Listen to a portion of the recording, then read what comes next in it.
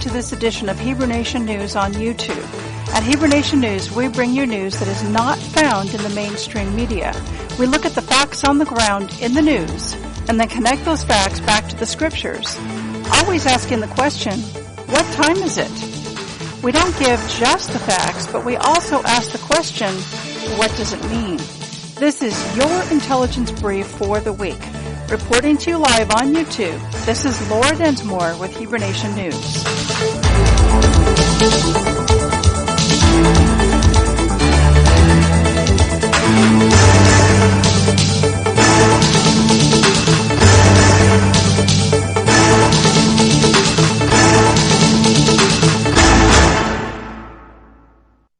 Welcome to this edition of Hebrew Nation News on YouTube. Today is Monday, July the 18th, and we're going to start this news report with what's happening in Turkey. As you know, last weekend we saw an attempted military coup in Turkey against Erdogan. And the military coup was a failure. It did not succeed. And we are now seeing a massive purge. So President Tayyip Erdogan is enacting an emergency decree to shutter thousands of institutions across the country, including private schools and charities, Reuters is reporting. The emergency decree is Erdogan's first since imposing a 3-month state of emergency after the military insurrection against his government failed a week ago. Now, what we're beginning to see in all of this is that we're beginning to really wonder whether this was manipulated, planned, contrived. Did Erdogan actually stir the pot himself on purpose so that he could implement these draconian measures? Now this news headline reads as follows. Failed Turkish coup has accelerated a purge that has been years in the making, and this comes from the New York Times. So what's going on with this purge is that agents inside the intelligence service has long feared that a fifth column was taking shape inside the Turkish state, and they spent years compiling dossiers on tens of thousands of citizens, scrutinizing their pasts for any hints of rebellion or links to Gulen. As dramatic and violent as the night was, the aftermath has been equally stunning. Erdogan has imposed a sweeping purge, labeling tens of thousands of civil servants and others as potential enemies of the state. Some officials say that followers of Mr. Gulen spearheaded the plot, and it remains unclear whether the attempt was ordered by Gulen himself and how much support the plotters received from other parts of Turkish society.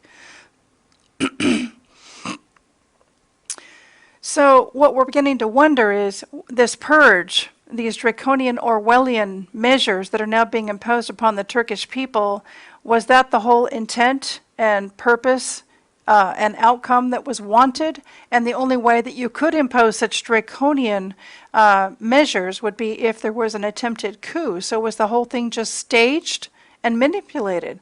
That's what it's beginning to look like.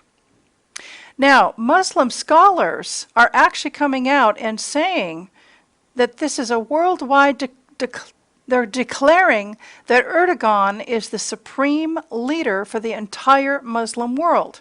Now, recall that Turkey was part of the ending of the Ottoman Empire that went on for many, many years. And it is Erdogan's dream and vision that he become the head of a revived Islamic Caliphate, a revived Islamic empire, the head of the Islamic Caliphate. And so after this failed coup in Turkey, a crucial letter of allegiance that has been granted to Erdogan by all Muslim scholars globally. And this letter was sent from none other than Sheikh Yusuf Qaradawi, president of the World Federation of Muslim Scholars. And in this letter, they go on to say it consists of what many viewed as a direct command from heaven itself to Erdogan, excuse me, declaring that Allah, including the angelic host and the saints, appointed Erdogan to be given allegiance by all Muslims, including Muslim scholars from all 4 corners of the globe. And this is what it says. Allah is with you, and all Arab and Muslim nations are with you, including all freedom-loving people are with you. We, all the Muslim scholars in the four corners of the globe, are with you. The angel Gabriel and the righteous one in heaven are with you, and after that the angels will be revealed. And it goes on to say, Dear President, lead Turkey as you wish, and as we wish, we will be with you, giving you strength, and will support your party and your loyalists, as Allah instructed. O ye who believe, fear Allah and stand with the righteous.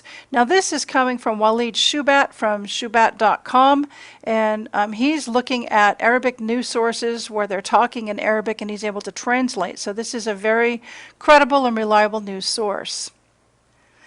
So we definitely need to be keeping this in our eyes, in our awareness, and in our prayers, because this could be a sign of what's going on in Turkey, the rise of Islam and the dictator-like powers that are now being put upon Erdogan.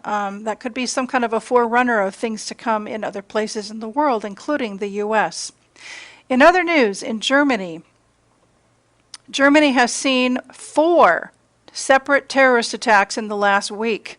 On Monday, July the 18th, we had an axe train attack, and a pregnant woman was attacked with an axe and killed, and others injured.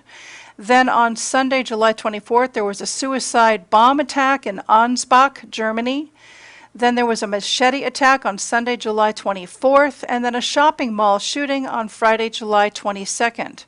So the latest is in Ansbach, the Syrian suicide bomber who injured 15 people in a Sunday night attack at a music festival in Ansbach, Germany, left behind a video pledging allegiance to ISIS leader Abu Bakr al-Baghdadi.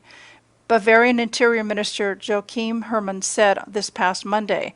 The ISIS-affiliated media group Amok also claimed the attacker was an ISIS soldier in a statement the group's supporters posted online Monday, but there is no evidence he was in contact with ISIS or directed to carry out an attack. So Germany definitely needs to be in our prayers. We're seeing a whole spate of terror attacks just in the last week in Germany.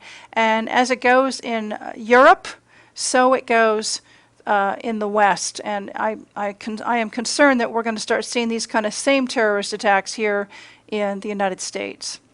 Now in domestic news, let's turn our attention to the Democratic National Convention. It's taking place in Philadelphia, which is supposed to be the city of brotherly love, but there's no brotherly love in Philadelphia right now.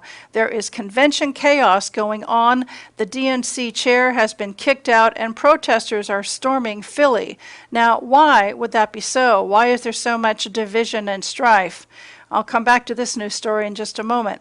Partly it is because there have been leaked emails that came out on WikiLeaks showing that the DNC officials planned anti-Trump protests.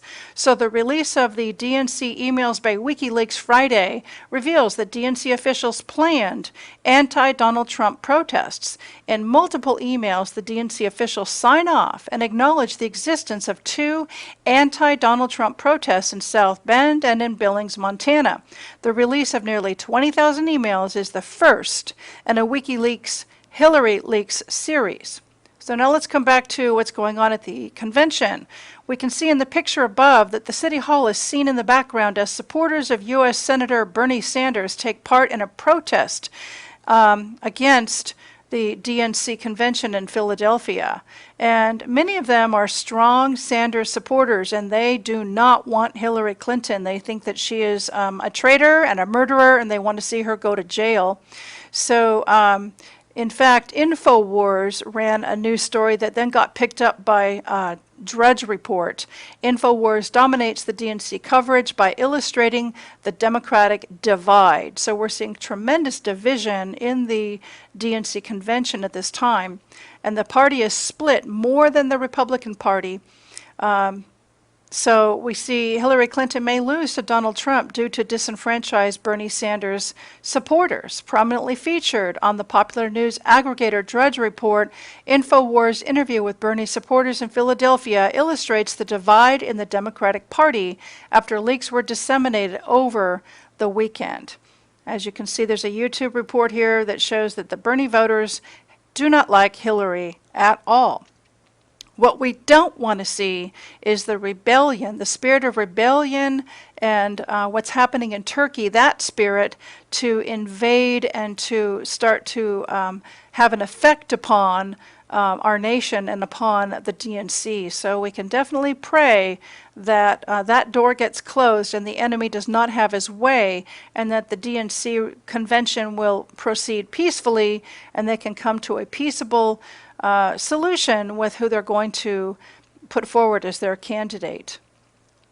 As you can see also in Bill Koenig's World Watch Daily, we also have a story there about the emails. Again, with emails, the latest scandal rocks Clinton's crowning at the convention start. So Hillary Clinton, who spent the entirety of her presidential campaign battling allegations over her improper use of personal email server while Secretary of State, once again faces an email headache just days before her crowning as the queen of the Democratic presidential nomination.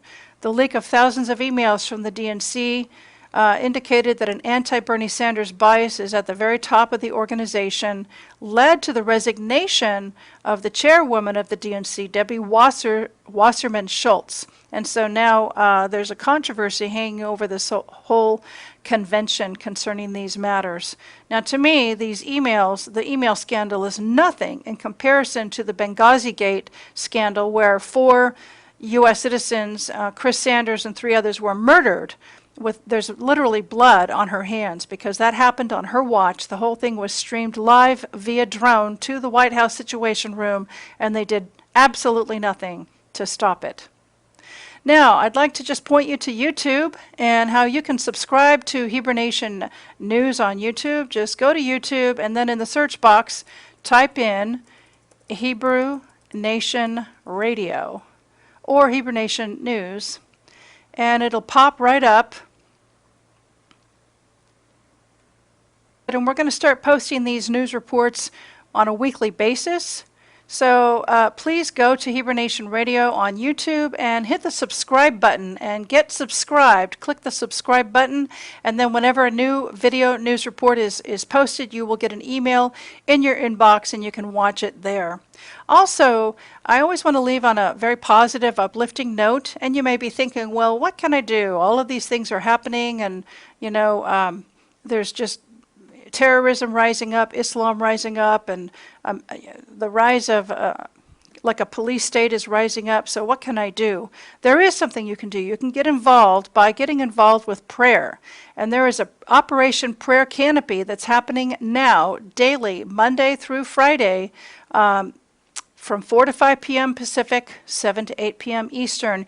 You can call the number showing on your screen right now. That's 605-562-3140, and the access code is 290787#, and connect with people from all over the nation and all over the world where there is prayer being lifted up over the nation and over the news of the day and over whatever it is that needs to be covered in prayer for that day. There's just so many things happening that need prayer, so please get up on the wall with us and join in and participate in Operation Prayer Canopy. Once again, that's Monday through Friday from 4 to 5 p.m. Pacific or 7 to 8 p.m. Eastern, and just look at the number on your screen so you can participate. And I want to thank you for listening to Hebrew Nation News on YouTube, and we will see you next week. Blessings and shalom.